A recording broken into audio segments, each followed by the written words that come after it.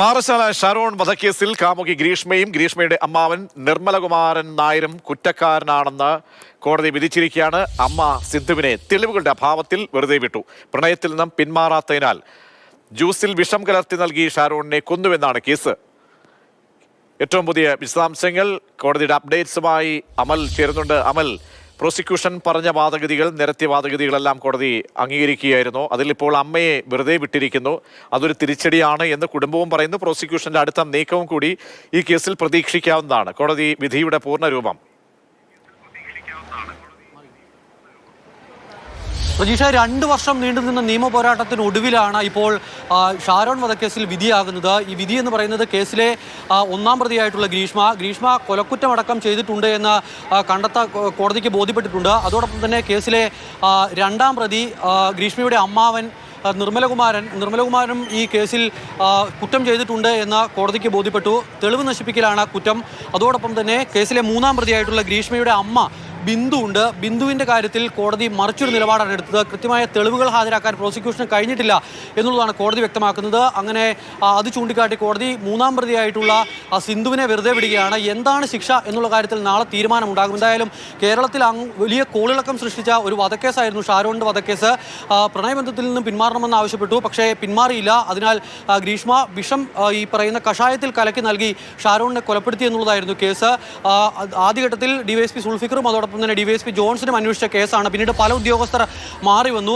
നിലവിലത്തെ അവസ്ഥയിൽ എന്തായാലും ഈ അമ്മ ബിന്ദുവിനെ വെറുതെ വിട്ട നടപടിക്കെതിരെ തുടർ നടപടികൾ വേണ്ട എന്നുള്ളതാണ് ഒരു പ്രാഥമിക തീരുമാനം കുടുംബത്തിൻ്റെ ഭാഗത്തു നിന്നും.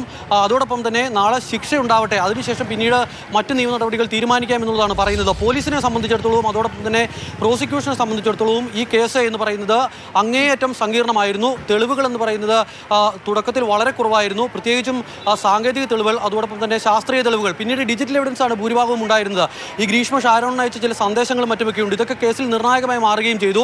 ആദ്യഘട്ടത്തിൽ പോലീസിന് വലിയ വീഴ്ച സംഭവിച്ച കേസാണ്. പാറശാല പോലീസ് മൈൻഡ് ചെയ്യാതെ വിട്ടതൊരു കേസാണ്. ആ കേസാണ് പിന്നീട് ക്രൈംബ്രാഞ്ച് ഏറ്റെടുത്ത് നിർണായക ഘട്ടത്തിലൂടെ കടന്നുപോയി കോടതിയിൽ കുറ്റപത്രം സമർപ്പിച്ച് ആ കേസിലെ 1ഉം 2ഉം പ്രതികൾ കുറ്റക്കാരാണെന്ന് ഇപ്പോൾ കോടതി കണ്ടെത്തിയിരിക്കുന്നത്. പ്രജീഷ്, ശരി, വളരെ പ്രധാനപ്പെട്ട വെല്ലുവിളികൾ അതിനെ തരണം ചെയ്തുകൊണ്ടാണ് പ്രതിക്ക് കുറ്റക്കാരി എന്ന ഒരു പരിവേഷത്തിലേക്ക് എത്തിക്കാൻ കഴിഞ്ഞത്. പ്രോസിക്യൂഷനെ സംബന്ധിച്ചോളം അത് വലിയൊരു വിജയമായി തന്നെ നമുക്ക് വിലയിരുത്താം. അതിഥികളിലേക്ക് പോകുന്ന ഒരു രാജേഷ് ഷാരോണിന്റെ സഹോദരനും ഒപ്പം തന്നെ സത്യശീലൻ ഷാരോണിന്റെ അമ്മാവനും നമ്മോടൊപ്പം ചേരും. അഡ്വക്കേറ്റ് വിനീത് കുമാർ പബ്ലിക് പ്രോസിക്യൂട്ടറും ഈ ഘട്ടത്തിൽ നമ്മോടൊപ്പം ചേരുന്നു. അതിനു മുമ്പ് അനന്തനിലേക്ക് ഒരിക്കൽ കൂടി, അനന്തകൃഷ്ണൻ അനന്തൻ, ഈ കേസ് തുടക്കം മുതൽ ഫോളോ ചെയ്ത ഒരു വ്യക്തി എന്ന നിലയിൽ ഈ കേസിൽ സമൂഹത്തിൻ്റെ ഒരു പ്രത്യേക അറ്റൻഷൻ കിട്ടിയ ഒരു കേസാണ്. കാരണം ഈ ഒരു സംഭവം റിപ്പോർട്ട് ചെയ്യപ്പെടുമ്പോൾ വളരെ ഞെട്ടലോടുകൂടിയാണ് കേരളം അത് കേട്ടത്. കാരണം ഒരു പ്രണയമാണ്. പ്രണയത്തിന് ശേഷം പ്രണയിച്ച വ്യക്തിയെ ഇങ്ങനെ വീട്ടിലൊരു പ്രത്യേക സാഹചര്യത്തിൽ കൊണ്ടുവന്ന് വിഷം നൽകുക, അതൊക്കെ കേരളത്തിൻ്റെ ചരിത്രത്തിൽ കേട്ടുകേഴ്വിയില്ലാത്ത ഒരു സംഭവമായിരുന്നു. ഇന്നിപ്പോൾ അതിൻ്റെ പിന്നിലുള്ള വസ്തുതകളൊക്കെ തന്നെ കോടതിക്ക് മുൻപിൽ ബോധ്യപ്പെടുത്താൻ കഴിയുമ്പോൾ മറ്റെന്തെല്ലാം വെല്ലുവിളി കോടതിക്ക് മുൻപിലുണ്ട്. കാരണം ഇത് മേൽക്കോടതികളിലേക്കൊക്കെ തന്നെ പ്രതിഭാഗം പോകും. അങ്ങനെ തുടർ വ്യവഹാരങ്ങളൊക്കെ തന്നെ പ്രതീക്ഷിക്കുന്ന ഒരു കേസ് കൂടിയാണിത്. അപ്പോൾ പ്രോസിക്യൂഷനെ സംബന്ധിച്ച് ഉള്ള ആ പ്രതീക്ഷ, നാളത്തെ ദിവസം കൂടി പ്രധാനപ്പെട്ടതാണ് വിധി സംബന്ധിച്ച്. അപ്പോൾ ഒരു സമഗ്രമായി ഈ കേസിനെ ഒന്ന് വിലയിരുത്തിപ്പോയാൽ. പ്രജീഷ് സൂചിപ്പിച്ചതുപോലെ സമൂഹത്തിൻ്റെ വലിയ ശ്രദ്ധ നേടിയ ഒരു കേസാണിത്. അങ്ങനെ സമൂഹത്തിൻ്റെ ശ്രദ്ധയിലേക്ക് ഈ ഷാരോൺ കേസ് കൊണ്ടുവരുന്നതിൽ മാതൃഭൂമി ന്യൂസിന് നിർണായകമായൊരു പങ്കുണ്ട്. അത് കൂടി ഓർത്തു പോകാതെ ഈ ഘട്ടത്തിൽ നിർവാഹമില്ല. കാരണം 3 വർഷം മുമ്പ്, അതായത് 2022 10-ാം മാസം, ആ സമയത്ത് ഒരു ദിവസം ഓഫീസിലിരിക്കുമ്പോഴാണ് എൻ്റെ അടുത്ത് നമ്മുടെ ഓഫീസിലെ ക്യാമറാമാനായ അജിത് മാധവനാണ് ഈ ഒരു വിവരം എനിക്ക് നൽകുന്നത്. ഒരു യുവാവ്, പാറശാല സ്വദേശിയാണ്. അയാൾ ഗുരുതരമായ കരൾ രോഗം ബാധിച്ച് തിരുവനന്തപുരം മെഡിക്കൽ കോളേജ് ആശുപത്രിയിൽ ചികിത്സയിലാണ്. വളരെ ക്രിട്ടിക്കലായ സിറ്റുവേഷനാണ്. അവർക്ക് ബന്ധുക്കൾക്ക് ചില സംശയങ്ങളുണ്ട്. അയാളുടെ ഒരു സുഹൃത്ത് വഴി എന്തെങ്കിലും അപായപ്പെടുത്താനുള്ള ശ്രമം നടന്നിട്ടുണ്ടോ എന്നുള്ളൊരു സംശയം ബന്ധുക്കൾക്കുണ്ട്. ഇതൊന്ന് നോക്കണം എന്ന് പറഞ്ഞ് പോലീസിനെ സമീപിച്ചിട്ട് കാര്യമായി ഒന്നും നടക്കുന്നില്ല എന്ന് അജിത് മാധവൻ എന്നോടന്ന് സൂചിപ്പിച്ചു. മാത്രമല്ല, അജിത് മാധവൻ വഴി അന്ന് എനിക്ക് ഈ മെഡിക്കൽ കോളേജിൽ നിന്നുള്ള മെഡിക്കൽ ട്രീറ്റ്മെൻറ്റുമായി ബന്ധപ്പെട്ട രേഖകളും പിന്നീട് ചില വാട്സപ്പ് ചാറ്റുകളും ഒക്കെ അയച്ചു തന്നിരുന്നു. ഞാനത് അപ്പോൾ അപ്പോൾ തന്നെ അത് കൃത്യമായി പരിശോധിച്ചു. അതൊരു ദിവസം വൈകിട്ടാണ്. ആ പരിശോധിക്കുമ്പോൾ എനിക്കതിനകത്ത് ഈ ബ്ലഡിൽ ലെഡുണ്ട് എന്നൊക്കെയുള്ള, വിഷാംശമുണ്ട് എന്നൊക്കെയുള്ള മെഡിക്കൽ റിപ്പോർട്ടൊക്കെ കണ്ടപ്പോൾ തന്നെ, മാത്രമല്ല ആ ചാറ്റുകളും ഒക്കെ കണ്ടപ്പോൾ തന്നെ ഇതൊരു ഗൗരവമർഹിക്കേണ്ട കേസാണെന്നുള്ള ബോധ്യം അപ്പോൾ തന്നെ വരികയും അന്ന് വൈകിട്ട് നമുക്ക് സാധ്യമായ ഒരു ഈ വാർത്ത റിപ്പോർട്ട് ചെയ്യാൻ ഇനി പിന്നുള്ള നമ്മുടെ മുന്നിലുള്ള ഏക പോംവഴി ക്രൈമിൽ കൊടുക്കുക. തുടരുക. നമുക്ക് അഡ്വക്കേറ്റ് വിനീത് കുമാർ, അദ്ദേഹം തിരക്ക് ഉള്ള സമയത്താണ്, ഇനി അടുത്ത കേസ് അറ്റൻഡ് ചെയ്യേണ്ട സമയമാണ്. അപ്പോൾ തിരക്കിനിടയിലാണ് നമ്മോടൊപ്പം ചേരുന്നത്. അഡ്വക്കേറ്റ് വിനീത് കുമാറിലേക്ക്, പബ്ലിക് പ്രോസിക്യൂട്ടറാണ്. ഈ കേസിൽ വളരെ ജാഗ്രതയോടുകൂടി കേസിൽ പബ്ലിക് പ്രോസിക്യൂട്ടറായി ഇങ്ങനെ പ്രതിക്ക് അർഹമായ ശിക്ഷ വാങ്ങിച്ചു കൊടുക്കാൻ വേണ്ടി നിന്ന വ്യക്തിയാണ് അഡ്വക്കേറ്റ് വിനീത് കുമാർ. ആദ്യഘട്ടം ക്ലിയറായി തന്നെ പിന്നിട്ടിരിക്കുന്നു. അതിൽ അഭിനന്ദനങ്ങൾ മാതൃഭൂമി ന്യൂസ് അറിയിക്കുകയാണ്. വളരെ ചലഞ്ചസ് നിറഞ്ഞ, വെല്ലുവിളികൾ ഒരുപാട് നിറഞ്ഞ ഒരു കേസാണ്. കാരണം വളരെ സമർത്ഥമായ ഒരു പ്രതിയാണ് ഈ ഗ്രീഷ്മ എന്ന വ്യക്തി. പഠിപ്പും വിദ്യാഭ്യാസം ഒക്കെ ഉള്ള ആളാണ്. അപ്പോൾ ഈ കേസിനെ വഴിതെറ്റിക്കാൻ തുടക്കത്തിൽ സമർത്ഥമായ നീക്കങ്ങൾ നടന്നു. അപ്പോൾ അതിനെയൊക്കെ ചെറുക്കുക എന്നത് പ്രോസിക്യൂഷനെ സംബന്ധിച്ചും അന്വേഷണ ഏജൻസിയെ സംബന്ധിച്ചും വലിയൊരു വെല്ലുവിളിയാണ്. അപ്പോൾ എന്ത് തോന്നുന്നു നാളെ ഇനി വിധി വരാൻ പോകുമ്പോൾ ഇന്നത്തെ ദിവസത്തെ? ഇന്നത്തെ ദിവസത്തെ സംബന്ധിച്ചിടത്തോളം കോടതി വളരെ തെളിവുകളെല്ലാം വളരെ നല്ല രീതിയിൽ അത് പരിശോധിച്ചതിന് ശേഷമാണ് രണ്ടാം പ്രതിക്കെതിരായിട്ട് തെളിവ് നശിപ്പിച്ചതിന് മാത്രമാണ് പോലീസ് ചാർജിൽ തന്നെ ഉണ്ടായിരുന്നത്. അപ്പോൾ അതിൽ മറ്റ് തെളിവുകൾ ഒന്നും തന്നെ നമുക്ക് കോടതിയിൽ ഹാജരാക്കാനായിട്ട് രണ്ടാം പ്രതിക്കെതിരായിട്ട് ശിക്ഷ വരത്തക്ക രീതിയിൽ ഒരു തെളിവുകൾ ഉണ്ടായിരുന്നില്ല. അപ്പോൾ അത് കോടതിയുടെ ഒരു വിധി നീതിപൂർവമായിട്ടുള്ള ഒരു വിധിയാണ്. പിന്നെ മൂന്നാം പ്രതിയെ സംബന്ധിച്ചിടത്തോളം ഈ രണ്ടാം പ്രതി എടുത്ത് ഉപേക്ഷിച്ച, അല്ലെങ്കിൽ എടുത്ത് തെളിവ് നശിപ്പിക്കാൻ വേണ്ടിയിട്ട് മറ്റൊരു പുരയിടത്തിലേക്ക് എറിഞ്ഞു കളഞ്ഞ ആ വിഷക്കുപ്പി, അത് മൂന്നാം പ്രതിയുടെ ഒരു കുറ്റസമ്മത മൊഴിയുടെ അടിസ്ഥാനത്തിലാണ് അന്വേഷണ ഉദ്യോഗസ്ഥൻ അത് കണ്ടെടുത്തത്. അത് ഏകദേശം ഒരു 2.5 കിലോമീറ്റർ ദൂരെ മാറിയുള്ള രാമവർമ്മൻ ചിറ എന്ന് പറയുന്ന ഒരു സ്ഥലത്ത് നിന്നത് കണ്ടെടുത്ത് മഹസർ പ്രകാരം എടുത്ത് അത് കോടതിയിൽ തെളിവായിട്ട് കൊണ്ടുവന്നു. അപ്പം മൂന്നാം പ്രതിക്കെതിരായിട്ട് തെളിവ് നശിപ്പിച്ചതിന് വ്യക്തമായ തെളിവ് ഉണ്ടായിരുന്നതിൻ്റെ അടിസ്ഥാനത്തിലാണ് അദ്ദേഹത്തെ മൂന്നാം പ്രതിയെ കുറ്റക്കാരനെന്ന് വിധിച്ചിരിക്കുന്നത്. നാളെയാണ് ശിക്ഷ പറയുന്നത്. അതുപോലെ ഒന്നാം പ്രതിയെ സംബന്ധിച്ചിടത്തോളം ഒന്നാം പ്രതി വളരെ കരുതലോടെ തെളിവുകളെല്ലാം നശിപ്പിക്കണമെന്നുള്ള ഉദ്ദേശത്തോടെ തന്നെ വളരെ പ്ലാൻ ചെയ്ത് മെറ്റിക്കുലസ് ആയിട്ട് അത് പ്ലാൻ ചെയ്തിട്ട് എക്സിക്യൂട്ട് ചെയ്ത ഒരു മർഡറാണ്. കാരണം അത് നല്ല രീതിയിൽ പ്രോസിക്യൂഷന് തെളിയിക്കാൻ കഴിഞ്ഞു. അതിൻ്റെ ക്രെഡിറ്റ് അന്നത്തെ സ്പെഷ്യൽ ഇൻവെസ്റ്റിഗേഷൻ ടീം രൂപീകരിച്ച ആ ഒരു റൂറൽ SP ശ്രീമതി ശില്പ IPSനും അതുപോലെ അന്വേഷണ ഉദ്യോഗസ്ഥർ വളരെ ആദ്യഘട്ടങ്ങളിൽ ഏകദേശം 90% ഇൻവെസ്റ്റിഗേറ്റ് ചെയ്ത ശ്രീ ജോൺസൺ, പിന്നെ ശ്രീ സുൽഫിക്കർ, പിന്നെ അതിൻ്റെ അന്തിമഘട്ടത്തിൽ ഒരു പ്രധാന വകുപ്പും കൂടി അതിനകത്ത് ഉൾപ്പെടുത്തേണ്ടതുണ്ടെന്ന് കണ്ടെത്തിയ ശ്രീ രാസിദ്, അങ്ങനെ പിന്നെ പാറശാല ഇപ്പോഴത്തെ സർക്കിൾ ഇൻസ്പെക്ടർ സജി, അവരെല്ലാം വളരെ ആത്മാർത്ഥതയോടുകൂടി വളരെ ജാഗരൂകരായി അന്വേഷണ ഉദ്യോഗസ്ഥൻ നിന്നതിന്റെ ഒരു ഫലമാണ്. അതാണ് താങ്കൾ നേരത്തെ വിധിക്ക് ശേഷം പ്രകടമാക്കിയത്.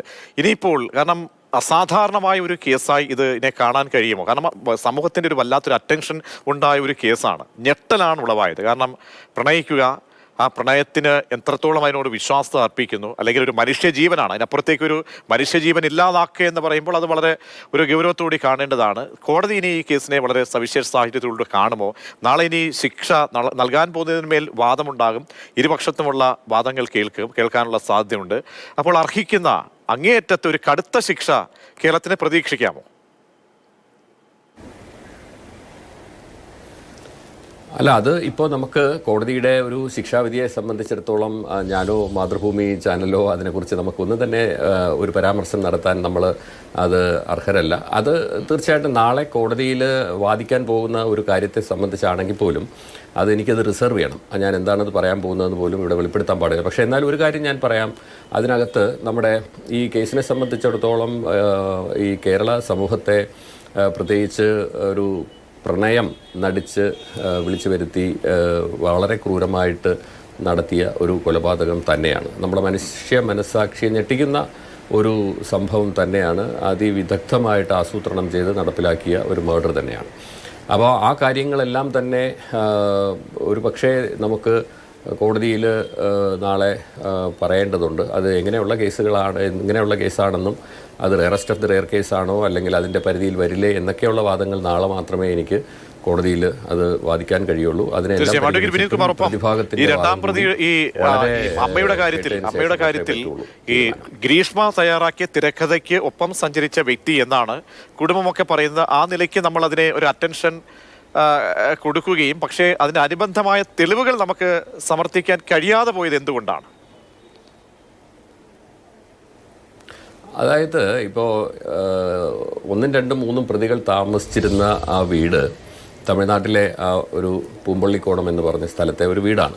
അത് മതിൽക്കെട്ടുകളോടുകൂടിയ ഒരു വീടാണ്, ചുറ്റും മതിൽക്കെട്ടുണ്ട്. അപ്പോൾ അതിനകത്ത് ഈ ഗ്രീഷ്മ ഉപയോഗിച്ച വിഷക്കുപ്പി, ഗ്രീഷ്മ അതിൻ്റെ ലേബൽ ഇളക്കി ഒളിച്ചു മാറ്റി അവിടെ നിക്ഷേപിച്ച ശേഷം, ഒളിപ്പിച്ച് വെച്ച ശേഷം അവിടെ സൂക്ഷിച്ചിരുന്ന കുപ്പി ഈ രണ്ടാം പ്രതി എടുത്ത് അടുത്ത റബ്ബർ പുരയിടത്തിലേക്ക് ആരുടെയും ശ്രദ്ധയിൽപ്പെടാത്ത രീതിയിൽ തെളിവ് നശിപ്പിക്കുന്നതിന് വേണ്ടി എടുത്ത് എറിഞ്ഞു കളഞ്ഞിരുന്ന ഒരു ഭാഗമാണ്. അപ്പോൾ അതിലേക്ക് വേണ്ടിയിട്ട് അവരുടെ കുറ്റസമ്മത മൊഴി പോലീസിൽ കൊടുത്തതല്ലാതെ ഉള്ള പ്രത്യേക മറ്റ് രേഖകൾ പോലീസിന് കളക്ട് ചെയ്യാൻ കഴിഞ്ഞിട്ടില്ല എന്നുള്ളതൊരു സത്യമാണ്. അപ്പോൾ ആ കോടതിയിൽ ഈ പോലീസിന് കൊടുത്ത മൊഴി ഒരിക്കലും തെളിവായിട്ട് അംഗീകരിക്കാൻ പാടില്ല എന്നാണ് നിയമം. അതുകൊണ്ട് കോടതിയുടെ ആ രണ്ടാം പ്രതിയെ വെറുതെ വിട്ടത് നീതിപൂർവമാണ് എന്ന് മാത്രമേ ഒരു ലീഗൽ പേഴ്സൺ എന്ന രീതിയിൽ എനിക്ക് ഇപ്പോൾ പറയാൻ കഴിയുള്ളൂ. ഇത് കുടുംബം പറയുന്നത് ഹൈക്കോടതിയിലേക്ക് മൂവ് ചെയ്യുമെന്നാണ്. അപ്പോൾ പ്രോസിക്യൂഷനും അങ്ങനെ പോകേണ്ട ഒരു ആവശ്യം ഉണ്ട് എന്ന് തോന്നുന്നു. അല്ല, അത് സ്വാഭാവികമായിട്ടും ഇതിനകത്ത് ഉൾപ്പെട്ട പ്രതികൾക്കെല്ലാം ശിക്ഷ വരണം എന്നുള്ള ഒരു ആഗ്രഹം അവരങ്ങനെ പ്രകടിപ്പിച്ചു എങ്കിൽ അവരെ ഞാൻ കുറ്റം പറയാൻ പറ്റില്ല. കാരണം അവർ നിയമത്തിനെ സംബന്ധിച്ചിടത്തോളം അങ്ങനെ തികഞ്ഞ ഒരു അവബോധമുള്ളവരാണ് എന്ന് നമുക്ക് പ്രതീക്ഷിക്കാൻ കഴിയില്ല. ഈ കേസിൻ്റെ അകത്തുള്ള എല്ലാവിധ തെളിവുകളെ സംബന്ധിച്ചും എല്ലാം വളരെ അഗാധമായി ഞാൻ പഠിച്ചിരിക്കുന്ന, ഇപ്പോൾ എനിക്കറിയാവുന്ന ഒരു വ്യക്തി എന്ന നിലയിൽ, പ്രോസിക്യൂട്ടർ എന്ന നിലയിൽ എൻ്റെ അഭിപ്രായം അത് കോടതിക്ക് അതേ ചെയ്യാൻ കഴിയുമായിരുന്നുള്ളൂ എന്നുള്ളത് വ്യക്തമാണ്. അഡ്വക്കേറ്റ് വിനീത്, ഒരു കാര്യം കൂടി, ഒരുപാട് കേസുകൾ കൈകാര്യം ചെയ്ത പരിണതപ്രജ്ഞനായ ഒരു അഭിഭാഷകൻ എന്ന നിലയിൽ ചോദിക്കുകയാണ്, ഈ കേസ് കൈകാര്യം ചെയ്യുമ്പോഴും ഈ പ്രതിസ്ഥാനത്തുള്ള ആളുകളുടെ പ്രത്യേകമായ സാമർഥ്യം ഒക്കെ നോക്കുമ്പോൾ കേസിന്റെ സ്റ്റഡിയൊക്കെ പരിശോധിച്ചപ്പോൾ ഉണ്ടായ ആശ്ചര്യം എന്താണ്? കാരണം ഈ കേസിനെ വഴിതെറ്റിക്കാൻ വേണ്ടി സമർത്ഥമായ നിലയിൽ ഈ കേസടക്കം കേരളത്തിൽ മാറ്റണം, അല്ലെങ്കിൽ കേസിന്റെ ആ പരിധി ഇവിടെ നിന്ന് മാറ്റണം, അങ്ങനെ പല പല കാര്യങ്ങൾ പല രീതിയിൽ പല ഘട്ടങ്ങളിലായി ഉയർത്തുകയും കോടതിയിൽ അത് സമർത്ഥിക്കാൻ അങ്ങേയറ്റം വ്യക്തിപരമായി പോലും ഈ പ്രതിയുടെ ഒരു കൗശലം കാട്ടിയ സന്ദർഭങ്ങൾ നമ്മൾ കണ്ടിട്ടുണ്ട്. അങ്ങനെ നോക്കുമ്പോൾ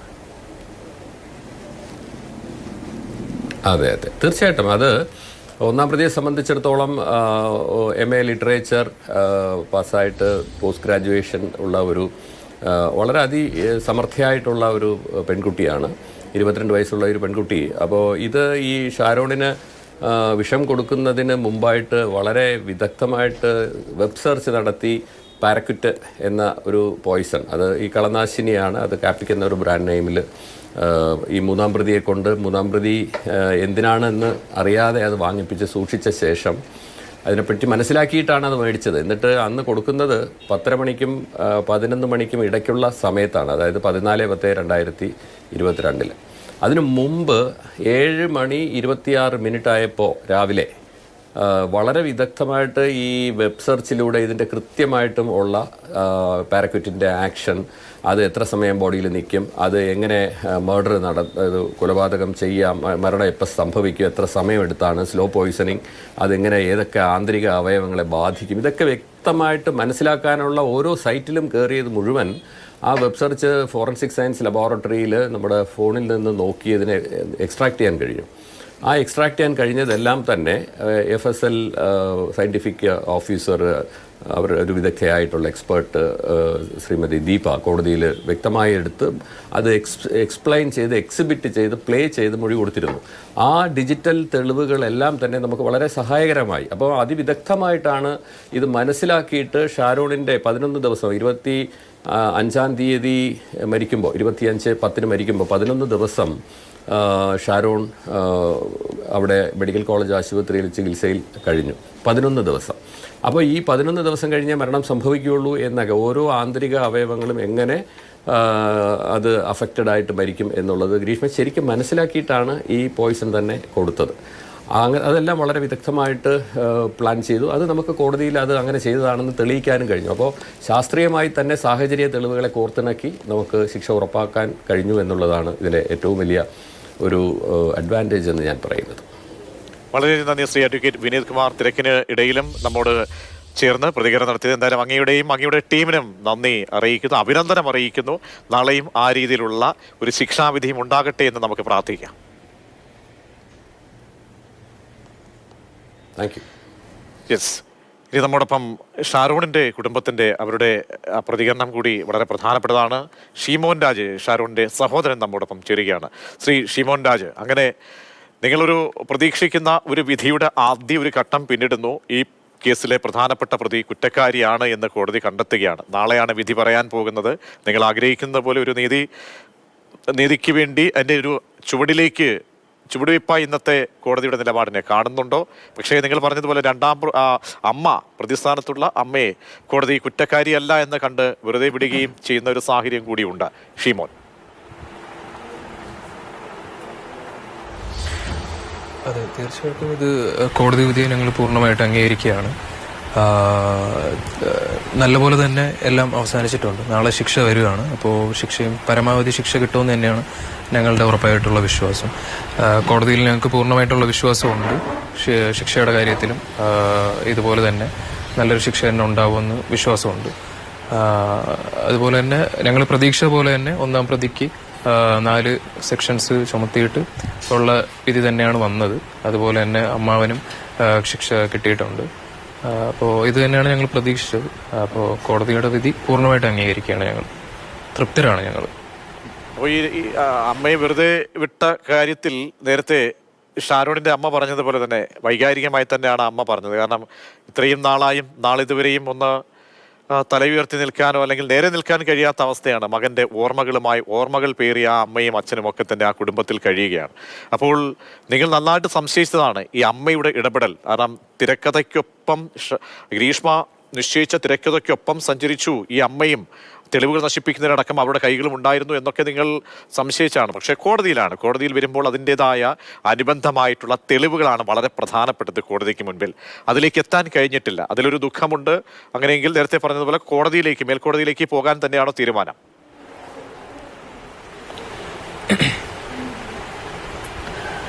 ഇല്ല, അങ്ങനെ ഉള്ള തീരുമാനങ്ങളൊന്നും ഞങ്ങൾ അത് എടുത്തിട്ടില്ല. അപ്പോൾ തെളിവുകളുടെ അടിസ്ഥാനത്തിലാണ് വിധി വന്നിട്ടുള്ളത്. അപ്പോൾ അതിൽ ഞങ്ങൾ പൂർണ്ണ തൃപ്തരാണ്. ഇപ്പോൾ അത് തന്നെയാണ് ഞാൻ തുടക്കം മുതൽ പറയുന്നത്. അപ്പോൾ ഞങ്ങൾ അങ്ങനെയുള്ള തീരുമാനങ്ങളൊന്നും ഇതുവരെ എടുത്തിട്ടില്ല. കോടതി വിധിയാണ് അന്തിമം. അത് തന്നെയാണ് ഞങ്ങൾക്ക് വലുത്. അതിൻ്റെ കൂടെ തന്നെയാണ് ഞങ്ങൾ നിൽക്കുന്നത്. കാരണം തെളിവ് നശിപ്പിക്കല് പറയുന്ന അമ്മാവനടക്കം ഈ കേസിൽ ഇടപെട്ടതാണ്. അപ്പോൾ സമൂഹത്തിലൊരു സന്ദേശമാകണം ഈ ഒരു വിധി, അല്ലേ? കാരണം നമ്മൾ ഒരിക്കലും ചിന്തിച്ചിരുന്നതല്ല. ആ ഒരു വാർത്ത ആദ്യമായി മാതൃഭൂമി ന്യൂസിലേക്ക് അറിയിപ്പായി വരികയും നമ്മളതിലൊരു ഫോളോ അപ്പ് നടത്തി. കാരണം അതിസമർത്ഥമായിട്ട് ഒരു ഓഡിയോ സന്ദേശം ഈ പ്രതിയുടെ ഭാഗത്തു നിന്നും ഉണ്ടാവുകയാണ്. അപ്പോഴൊക്കെ ആദ്യമൊന്നും ആരും കരുതിയില്ല. അങ്ങനെയായിരുന്നോ ജ്യേഷ്ഠൻ അല്ലെങ്കിൽ സഹോദരൻ എന്ന നിലയിൽ ഷീമോനൊക്കെ കരുതിയതും? അപ്പോൾ സമർത്ഥമായി ഒരു പ്രതിയാണിപ്പോൾ ആ പ്രതിക്കൂട്ടിൽ നിന്നതും ആ പ്രതിക്കൂട്ടിൽ ഇന്നിപ്പോൾ കോടതിയുടെ ആ നിലപാടിന് വിധേയമായിരിക്കുകയൊക്കെ ചെയ്തത്. അപ്പോൾ സമൂഹത്തിനൊരു സന്ദേശം നൽകേണ്ട കേസ് തന്നെയാണിത്, അല്ലേ ഷീമോൻ? തീർച്ചയായിട്ടും സമൂഹത്തിന് ഇതൊരു വലിയൊരു മാതൃകയാണ്. ഈ ശിക്ഷാവിധി ഈ വിധി വന്നത്. ഇപ്പോൾ നാളെ ഇനി ശിക്ഷയും കൂടെ വരുമ്പോഴത്തേക്കും ഇത് എല്ലാവർക്കും ഒരു മാതൃകയാണ്. ഒന്നാം പ്രതി അവൾ തന്നെയാണ് എല്ലാം എക്സിക്യൂട്ട് ചെയ്തത്. അപ്പോൾ അതിൻ്റെ തെളിവുകളുടെ അടിസ്ഥാനത്തിലാണ് കോടതിയുടെ വിധി വന്നത്. അപ്പോൾ ഇത് എല്ലാവർക്കും ഒരു മാതൃകയായിട്ട് മാറും എന്ന് തന്നെയാണ് പൂർണ്ണമായിട്ടുള്ള വിശ്വാസം. ഷീമോന് പോലും ആദ്യം ഈ വാർത്ത കേൾക്കുമ്പോൾ അല്ലെങ്കിൽ ഈ സംഭവം ആദ്യം ശ്രദ്ധയിൽപ്പെടുമ്പോൾ അത് ഉൾക്കൊള്ളാൻ കഴിയുമായിരുന്നില്ല, അല്ലേ? ഇങ്ങനെ ചെയ്യുമോ? ഷീമോനെ അടക്കം ഒരു പക്ഷേ വഴിതെറ്റിക്കാൻ ശ്രമിച്ചു ഈ സമർത്ഥയായ പ്രതിയല്ലേ? അതെ, ആദ്യം കഷായം കൊടുത്തു എന്നൊക്കെ പറഞ്ഞു. പക്ഷെ ഒരു കഷായം കൊടുത്ത് കാരണം ഇങ്ങനെ ഒരു സിംറ്റംസ് ഉണ്ടാവത്തില്ല എന്ന് ആദ്യം തന്നെ ഉറപ്പായിരുന്നു. അപ്പോൾ അത് വെച്ചിട്ടാണ് മുന്നോട്ട് കാര്യങ്ങൾ അന്വേഷിച്ചത്. പിന്നെ ഞങ്ങൾ മെഡിക്കൽ കോളേജിൽ കൊണ്ടുപോയപ്പോഴത്തേക്കും ഡോക്ടർ അരുണ പുള്ളിക്കാരി പറഞ്ഞിട്ടുണ്ടായിരുന്നു മാരകമായിട്ടുള്ള എന്തോ ഉള്ളിൽ പോയിട്ടുണ്ട്, അതിനെക്കുറിച്ച് അന്വേഷിക്കാൻ പറഞ്ഞിട്ടുണ്ടായിരുന്നു. അതിനെക്കുറിച്ച് തുടർന്ന് അന്വേഷിച്ചതിന്റെ ഭാഗമായിട്ടാണ് ബാക്കി തെളിവുകളെല്ലാം ഞങ്ങൾക്ക് കിട്ടിയത്. അത് വെച്ചിട്ട് പിന്നെ കാര്യങ്ങളെല്ലാം മനസ്സിലായിരുന്നു. ആദ്യം അവളെ ഫോൺ വിളിച്ചത് തൊട്ട് പിന്നുള്ള കാര്യങ്ങളെല്ലാം വ്യക്തമായിരുന്നു. ഇവള് തന്നെയാണ് വിഷം കൊടുത്തിട്ടുണ്ട് എന്നുള്ള കാര്യത്തിൽ ഉറപ്പായിരുന്നു. പിന്നെ ബാക്കി കാര്യങ്ങൾ ഡീറ്റെയിൽസ് അറിയാൻ വേണ്ടി കൂടുതൽ കാര്യങ്ങൾ ശേഖരിക്കാൻ വേണ്ടിയിട്ട് ഞാനും കോൾ ചെയ്തിട്ടുണ്ടായിരുന്നു, അത് റെക്കോർഡ് ചെയ്തിട്ടുണ്ടായിരുന്നു. അങ്ങനെ പലതും ഞങ്ങൾക്ക് കഴിയുന്നതിന്റെ പരമാവധി ഞങ്ങളുടെ ഭാഗത്തുനിന്നും കളക്ട് ചെയ്ത് വെച്ചിട്ടുണ്ടായിരുന്നു. ഷാരോണിന്റെ മരണമൊഴി വളരെ പ്രധാനപ്പെട്ടതായി, ആശുപത്രിയിൽ നൽകിയ ഡീറ്റെയിൽസ് വളരെ പ്രധാനപ്പെട്ടതായി ഈ കേസിൽ വഴിത്തിരിവായി മാറി. അതെ അതെ അതെ മരണമൊഴി ഷാരോൺ ആദ്യം മജിസ്ട്രേറ്റിന് കൊടുത്തപ്പോഴത്തേക്കും പറഞ്ഞിട്ടുണ്ടായിരുന്നു, അവിടെ പോയതും ഗ്രീഷ്മ കഷായം കൊടുത്തതും എല്ലാം പറഞ്ഞിട്ടുണ്ടായിരുന്നു. അത് കഴിഞ്ഞിട്ട് അവൻ അപ്പോഴും വിചാരിച്ചിരുന്നില്ല അവൻ ഇങ്ങനെ എന്തെങ്കിലും സംഭവിക്കുമെന്നോ ഒന്നും വിചാരിച്ചിട്ടില്ല. അപ്പോൾ നെക്സ്റ്റ് ഒരു 22 മരിക്കണതിന് ഒരു 2-3 ദിവസം മുമ്പാണ് അവനെല്ലാം മനസ്സിലായപ്പോഴത്തേക്കുമാണ് പപ്പയെടുത്ത് അവൻ എല്ലാം പറഞ്ഞിട്ടുണ്ടായിരുന്നു. അതിനു മുമ്പ് രജിന്റെ അടുത്ത് പറഞ്ഞിട്ടുണ്ടായിരുന്നു. അത് അവൻ പിന്നെയാ പറഞ്ഞു, രജിൻ ആദ്യം പറഞ്ഞില്ലായിരുന്നു, പിന്നെ ഞങ്ങളടുത്തതൊക്കെ പറയുന്നത്. അപ്പോൾ പപ്പയെടുത്ത് ഷാരോൺ എല്ലാം പറഞ്ഞിട്ടുണ്ടായിരുന്നു. അന്ന് പോയപ്പോഴും ഗ്രീഷ്മ കൊടുത്ത കാര്യങ്ങളും അവിടെ നടന്ന എല്ലാ സംഭവങ്ങളും പപ്പയെടുത്ത് പറഞ്ഞിട്ടുണ്ടായിരുന്നു. അവൾ ചതിച്ച കാര്യം അവനപ്പോൾ മനസ്സിലായിരുന്നു. അത് പപ്പയെടുത്ത് 22 പറഞ്ഞിട്ടുണ്ടായിരുന്നു. ഞാൻ മടങ്ങിയെത്താം. സത്യശീലൻ, ഷാരോണിന്റെ അമ്മാവൻ കൂടി ചേരുന്നുണ്ട്. ശ്രീ സത്യശീലൻ, ഷാരോൺ ഇന്നിപ്പോൾ ഉണ്ടായിരുന്നെങ്കിൽ യുവത്വത്തിന്റെ പ്രസരിപ്പോടുകൂടി നമ്മുടെ ഇടയിലൊക്കെ തന്നെ നിങ്ങളുടെ ഉറ്റവനായി മാറേണ്ട, കുടുംബത്തിന്റെ ആശ്രയമായി മാറേണ്ട ഒരു വ്യക്തിയാണ്. ആ വ്യക്തിയാണ് അതിസമർത്ഥമായി കൊലക്കളം ഒരുക്കി ഇല്ലാതാക്കിയത്. അപ്പോൾ ആ പ്രതിക്ക് അർഹിക്കുന്ന ശിക്ഷ മറ്റു സമൂഹത്തിൽ, നമ്മൾ ഓരോ കേസുകളും കേരളത്തിൽ ശിക്ഷാവിധി പുറപ്പെടുവിക്കുമ്പോൾ ആ കേസിനെ ആവർത്തിക്കപ്പെടല്, അതിൽ നിന്നും ഒരു സന്ദേശം സമൂഹത്തിന് വ്യക്തമായി ഉണ്ടാകണമെന്നാണ് നമ്മൾ പലപ്പോഴും ഇത് ചർച്ചയ്ക്ക് വിധേയമാക്കുമ്പോൾ നൽകുന്ന മെസ്സേജസ്. അങ്ങനെ ഒരു മെസ്സേജസ് ഈ കേസിൽ നാളത്തെ വിധിയോടുകൂടി ഉണ്ടാകുമോ? മറ്റൊരു കാര്യം, ഈ പ്രതിസ്ഥാനത്ത് നിൽക്കുന്ന പെൺകുട്ടിയുടെ പ്രായം, സ്ത്രീ എന്ന പരിഗണന, പെൺകുട്ടി എന്ന പരിഗണന, അങ്ങനെ ഒരുപാട് കാര്യങ്ങൾ നാളത്തെ വാദം ഒരുപക്ഷെ വാദമുഖമായി പ്രതിഭാഗം അഭിഭാഷകൻ ശിക്ഷാവിധിയിന്മേൽ നടത്തിയേക്കാം. അപ്പോൾ അർഹിക്കുന്ന ഒരു ശിക്ഷ അത് തന്നെയാണോ കുടുംബവും താങ്കളടക്കമുള്ള പ്രതീക്ഷിക്കുന്നത്?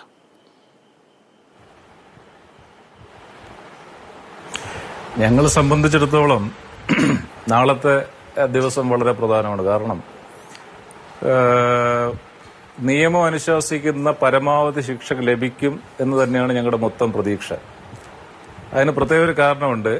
2022 ജൂൺ മാസം 11-ാം തീയതിയാണ് ഇവള് ഓവർഡോസ് പാരസെറ്റമോൾ ഉള്ളിൽ പോയി കഴിഞ്ഞാൽ അതിന്റെ കോൺസിക്വൻസസും അതിന്റെ ടോക്സിസിറ്റിയും അത് മരണം ഉറപ്പിക്കാമോ എന്നുള്ളതിന്റെ വെബ് സെർച്ച് നടത്തിയിട്ടുള്ളത്.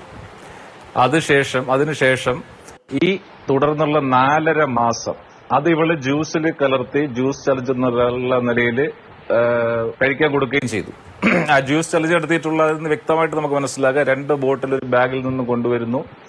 ഒരു ബോട്ടില് കളർ ചേഞ്ച് ഉണ്ട്, ഒരു ബോട്ടില് അവൾ കയ്യിൽ ഇങ്ങനെ മാറ്റി വയ്ക്കുന്നു. അത് നമ്മൾ കണ്ടതാണ്. അവന് കുടിക്കാൻ കൊടുത്തു. അപ്പൊ തുപ്പിക്കളഞ്ഞു, കയ്പാണെന്ന് പറഞ്ഞു. ഇത് മനസ്സിലാക്കി ഇവൾ വളരെ 4.5 മാസത്തെ സ്ഥിരമായിട്ടുള്ള, അതായത് 4.5 മാസം പ്ലാൻ ചെയ്ത് നടത്തിയൊരു കൊലപാതകമാണ്. കഷായം ചലഞ്ച് എന്നുള്ള പേരില്, അതായത് കയ്പാണെങ്കിലും അത് യൂണിവേഴ്സൽ ആയിട്ടുള്ള ഒരു ഇതാണല്ലോ കഷായം കയ്പാണെന്നുള്ളത്. അത് ഞാൻ കുടിച്ചു, നീ കുടിക്കാമോ എന്നുള്ള രീതിയിൽ ഉള്ള ഒരു കഷായ ചലഞ്ച് നടത്തി അവനെ കൊണ്ട് കുടിപ്പിച്ചതാണ്. അപ്പൊ ഈ 4.5 മാസം തുടർച്ചയായിട്ടുള്ള ഒരു പ്ലാൻ ചെയ്തുള്ള മർഡറാണ് നടത്തിയിട്ടുള്ളത്. അപ്പൊ അതിന്റെ ശിക്ഷ എന്ന് പറയുന്നത് ഞങ്ങൾ പ്രതീക്ഷിക്കുന്നത് റയറസ്റ്റ് ഓഫ് റയർ കേസിൽ വരുന്ന ഒരു പരമാവധി ശിക്ഷ, ഇന്ത്യൻ ശിക്ഷാ നിയമം വിധിക്കുന്ന ഒരു പരമാവധി ശിക്ഷ തന്നെ നാളെ കോടതിയിൽ, ബഹുമാനപ്പെട്ട കോടതിയിൽ നിന്ന് ഉണ്ടാവുമെന്ന് പ്രതീക്ഷിക്കുന്നു. അതോടൊപ്പം തന്നെ ഒരു കാര്യം കൂടി പറയാനുണ്ട്. ഞങ്ങളെ സംബന്ധിച്ചിടത്തോളം 2-ാം പ്രതി ഗ്രീഷ്മയുടെ അമ്മ സിന്ധുവിനെ കോടതി വെറുതെ വിട്ടതിൽ ചെറിയ നിരാശയുണ്ടെങ്കിലും തുടർ നടപടികളുമായിട്ട് മുന്നോട്ട് പോകുമെന്ന് പറഞ്ഞത് എന്റെ സഹോദരന്റെ ഭർത്താവ് പറഞ്ഞത് അപ്പോഴുള്ള ഒരു വൈകാരികമായിട്ടുള്ള ഒരു ഇതുകൊണ്ടാണ്. അല്ലാതെ ഞങ്ങൾ അങ്ങനെയൊന്നും ചെയ്യാൻ ഉദ്ദേശിക്കുന്നില്ല. ഞങ്ങള് തുടർ നടപടികൾ എന്ന് പറയുന്നത് ബാക്കി, അതായത് പ്രതിഭാഗത്ത് നിന്ന് എന്തെങ്കിലും ഉണ്ടാവുകയാണെന്നുണ്ടെങ്കിൽ മാത്രം ഞങ്ങളുടെ പ്രോസിക്യൂട്ടറായിട്ട് ആലോചിച്ചിട്ട് ബാക്കി കാര്യങ്ങൾ തീരുമാനിക്കും. അല്ലാതെ കോടതി വിധിയിൽ ഞങ്ങൾ പൂർണ്ണ തൃപ്തരാണ്. 1-ാം പ്രതിക്കും 3-ാം പ്രതിക്കും ഉചിതമായ, അവർ ചെയ്തിട്ടുള്ള പ്രവൃത്തിക്ക് ഉചിതമായ ശിക്ഷ ലഭിക്കും. അത് നമ്മുടെ കേരള സമൂഹത്തിനൊരു മാതൃകയാകത്തക്ക രീതിയിലുള്ള ശിക്ഷ തന്നെ ആയിരിക്കും എന്ന് ഉറപ്പുവരുത്താം. തീർച്ചയായും അതാണ് ഒരു അറിയിപ്പായി, ഒരു അപ്ഡേഷനായി നൽകേണ്ടത്. കാരണം മേൽക്കോടതിയിലേക്ക് സമീപിക്കേണ്ട ഒരു സാഹചര്യമില്ല. അത് ഇന്നത്തെ സാഹചര്യത്തിൽ അങ്ങനെയില്ല. കാരണം കോടതിയെ വിശ്വാസമുണ്ട്, അർഹിക്കുന്ന ശിക്ഷ ഉണ്ടാകും എന്നാണ് കുടുംബം പുതുതായി അറിയിക്കുന്നത്. ഒരു ഇടവേള എടുത്ത ശേഷം അവസാന ഘട്ടത്തിലേക്ക് ചർച്ചയിലേക്ക് എത്താം.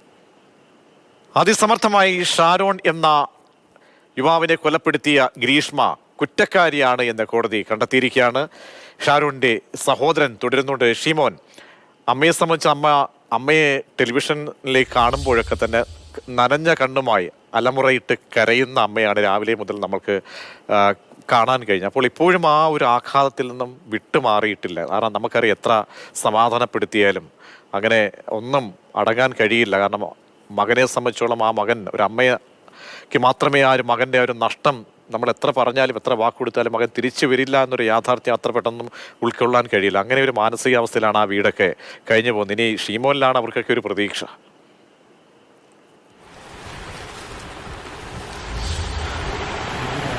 അതെ, തീർച്ചയായിട്ടും അത് അന്ന് മുതൽ ഇപ്പോൾ ഷാരോണിന് ഇങ്ങനെ സംഭവിച്ചത് മുതൽ എല്ലാവരും ഇപ്പോഴും ആ ഒരു അവസ്ഥയിൽ തന്നെയാണ്. ഇപ്പോൾ പപ്പയായാലും അമ്മയായാലും ഇപ്പോഴും ആ ഒരു വിഷമത്തിൽ തന്നെയാണ് ഇപ്പോഴും നിൽക്കുന്നത്. അതിൽ നിന്നൊട്ടും ഒരു കാര്യം ഒന്ന് പറയാനുണ്ടായിരുന്നേ. ഒരു കാര്യം, അതായത് നേരത്തെ താങ്കൾ പറഞ്ഞു 22 വയസ്സുകാരി ഒരു പെൺകുട്ടി, ആ ഒരു പരിഗണന കോടതിയിൽ നിന്ന് ലഭിക്കുമോ എന്നുള്ളത്. അല്ല, ഞാൻ പലപ്പോഴായി ഞാൻ പറഞ്ഞത് നമുക്ക് അങ്ങേയറ്റത്തെ ശിക്ഷ കൊടുക്കണം. അങ്ങേയറ്റത്തെ നമ്മൾ പറഞ്ഞത് ചില കേസുകൾ നമുക്കറിയാം റെയറസ്റ്റ് കേസായി തന്നെ ഇത് പരിഗണിക്കണം എന്ന ആമുഖത്തോടു കൂടിയാണ് തുടങ്ങിയത്. കാരണം സമൂഹത്തിന് നൽകിയിരിക്കുന്നത് വല്ലാത്തൊരു സന്ദേശമാണ്. കേരളത്തിൽ ഇങ്ങനെ ഒരു കേസേ ഉണ്ടാകാൻ പാടില്ല. അപ്പോൾ ചില കേസുകളിലൊക്കെ ഈ പ്രതിഭാഗം ഉന്നയിക്കും ഞങ്ങളുടെ കക്ഷി, എൻ്റെ കക്ഷി. കാരണം ഈ കേസിൽ പല അടവുകളാണ് പ്രതികൾ കാട്ടിക്കൂട്ടിയത് അവസാനം വരെ നമുക്കറിയാമല്ലോ. അപ്പോൾ ഇതും നമ്മൾ നാളെ പ്രതീക്ഷിക്കണം. ഈ വാദഗതിയിൽ നാളെ നോക്കിക്കോളൂ, ഉന്നയിക്കാൻ പോകുന്ന 2 പ്രധാനപ്പെട്ട കാര്യങ്ങൾ ഇത് തന്നെയായിരിക്കും. അതാണ് ചൂണ്ടിക്കാട്ടിയത്, അങ്ങയുടെ ശ്രദ്ധയിൽപ്പെടുത്തിയത്. ഉറപ്പായി എനിക്ക് മനസ്സിലായി സംഭവം മനസ്സിലായി. ഞാൻ ചോദിക്കുന്ന 22 വയസ്സുകാരിയായ ഒരു പെൺകുട്ടി, MA ലിറ്ററേച്ചറുകാരി, ഇവള് 6 മാസം കൊണ്ട് പ്ലാൻ ചെയ്ത് ഒരു കാമുകനെ അവളെ ജീവനതുല്യം സ്നേഹിച്ച എന്റെ സഹോദരിയുടെ മകനെ കൊന്നുകളഞ്ഞു എന്നുള്ളത് ഒരു സ്ത്രീ ആയാലും പുരുഷനായാലും അതിനൊന്നും യാതൊരു കാര്യവുമില്ല. അവള് ബോൺ ക്രിമിനൽ മൈൻഡഡ് ആണ്. 4.5 മാസക്കാലം സെർച്ച് നടത്തി, വെബ് സെർച്ച് നടത്തി, ഓരോരോ വിഷത്തിന്റെയും കാര്യങ്ങളെല്ലാം മനസ്സിലാക്കി അങ്ങനെ കൊടുത്തു കൊന്ന ഒരു പ്രതി സമൂഹത്തിൽ ഇറങ്ങി നടക്കാൻ പാടില്ല. ഇനിയും ഒരു വേള പോലും മനസ്താപമില്ലായിരുന്നു ഈ പ്രതിക്ക്. ഒരു വേള പോലും മനസ്താപമില്ലായിരുന്നു. കാരണം തെളിവെടുപ്പിനായി കൊണ്ടുവരുന്ന സമയത്തൊക്കെ ഒരു കൂസലുമില്ലാതെ ധൈര്യത്തോടുകൂടി ചിരിച്ചു കളിച്ച് അന്വേഷണ ഉദ്യോഗസ്ഥന് ഞാനിതാ ഇങ്ങനെയാണ് ചെയ്തത് എന്ന് കൃത്യം കാണിച്ചു കൊടുക്കുമ്പോൾ കേരളത്തിൽ ഈ മനസാക്ഷിയുള്ളവർക്ക് ഒരു അമ്പലപ്പ് തോന്നുമല്ലോ. നമ്മൾ ചെയ്തു പോലെ ഇന്നിപ്പോൾ ഒരു മുതലക്കണ്ണീരാണ് ഈ ഒന്നാം പ്രതി കാട്ടിയിരിക്കുന്നത്, അല്ലെങ്കിൽ കണ്ണീർ ഒഴുക്കിയിരിക്കുന്നതെന്നേ നമുക്ക് പറയാൻ നിവർത്തിയുള്ളൂ. അപ്പോൾ ഒരു സഹതാപവും പശ്ചാത്തലവും ഈ പ്രതീക്ഷിക്കാത്തൊരു പ്രതിയാണിത്.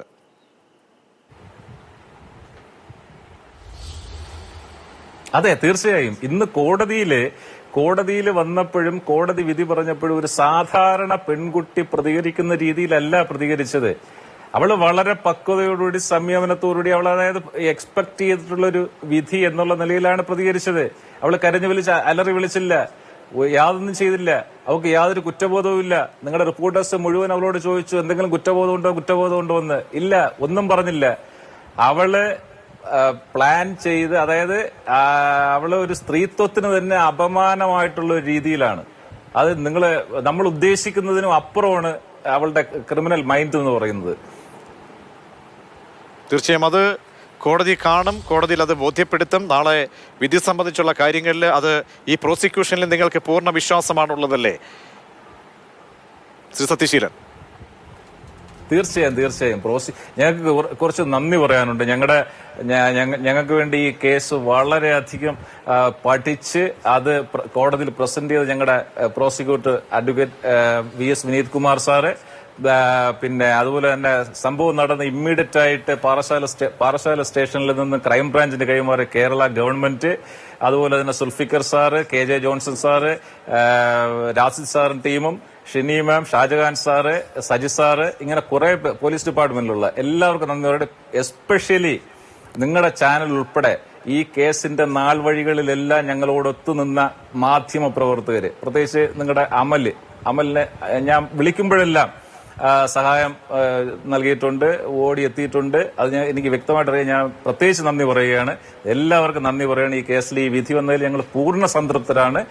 രണ്ടാം പ്രതി അമ്മയെ വെറുതെ വിട്ടതെന്നും പറഞ്ഞുകൊണ്ട് അതിൽ നിന്ന് ഞങ്ങൾക്ക് വലിയ നിരാശയൊന്നുമില്ല. ഞങ്ങൾ പൂർണ്ണമായിട്ട് സംതൃപ്തിയാണ് ഈ കോടതി വിധിയിൽ. തീർച്ചയായും നാളെ ഈ സമയത്ത് ഇനി മണിക്കൂറുകൾ മാത്രമേ ഉള്ളൂ. ഷാരോണിന് നീതി ഉണ്ടാകുന്ന, നീതി കിട്ടിയെന്ന് ഈ ലോകത്തില്ലാത്ത ഷാരോണിന് നമുക്ക് മനസ്സുകൊണ്ട് ഐക്യദാർഢ്യം പ്രഖ്യാപിക്കാൻ കഴിയുന്ന പോലെ ആ കുടുംബത്തിന്റെ കണ്ണീരൊപ്പുന്ന തരത്തിൽ കോടതിയും കനിയട്ടെ, നീതിദേവത കൺതുറക്കട്ടെ. നാളെ ഈ സമയമാകുമ്പോൾ ഷാരോണിന് നീതി ലഭ്യമാകട്ടെ. വളരെയധികം നന്ദി. ദുഃഖകരമായ അന്തരീക്ഷത്തിലും നമ്മോട് വന്ന് പ്രതികരിച്ച ഷീമോൻ രാജും സത്യശീലനും നേരത്തെ ഈ കേസിന് വേണ്ടി തുടക്കം മുതൽ മനഃപാഠം ആക്കി കേസിനെ പഠിച്ച് കോടതിയിൽ അപ്പിയർ ചെയ്ത advocate Vineeth Kumar, public prosecutor, നമ്മോടൊപ്പം തത്സമയം ചേർന്നു. എല്ലാവർക്കും നന്ദി അറിയിക്കുന്നു.